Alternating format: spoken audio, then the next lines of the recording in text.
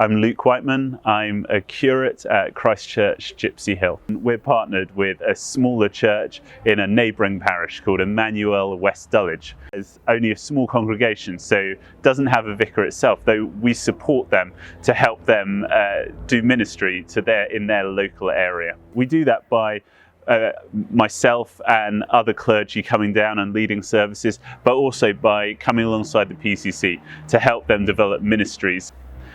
We have three main ministries that we've set up in the last couple of years. We run a homework club for primary school children, a youth club for secondary school children, and a food hub, which is for the local community to come in and get advice, get food, and get help with all manner of things.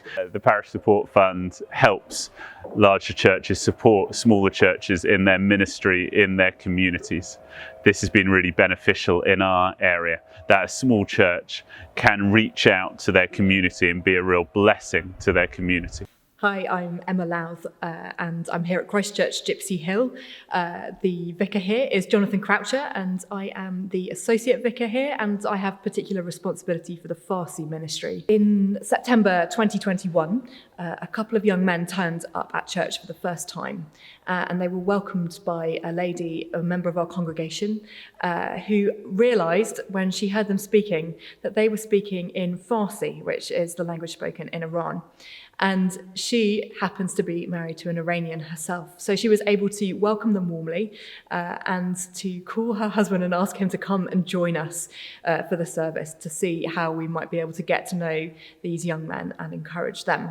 Turned out that these guys had been growing in Christian faith and they wanted the opportunity for discipleship and to explore even more about Jesus now that they're here in the UK. So over the last couple of years, we've gone from that small beginning to basically getting to know more than 120 men, women and children who've come through the doors as part of their asylum process. It's been a real privilege for us to spend time with them, to get to know the Jesus story that is already underway in their lives. Many of them have already become Christian or been exposed to Christian faith in Iran. When people come here, we've been able to offer them discipleship, preparation for baptism, and as time has gone on, as things have grown, we are increasingly spending time as a community, offering space for people to express their culture, to cook the most delicious foods, and we even had some amazing parties. This ministry is growing really quickly across the country, actually, at this time. There are many churches in Southwark Diocese which are discovering they've got maybe 2 or 3 Iranian asylum seekers, spending time with them. And the pattern is being reflected all across the country as well. The challenge at this time is that this is a really new but very fast growing need for ministry. And the resources, particularly bilingual resources, are not massively available. There are a few things, but there's much to be done.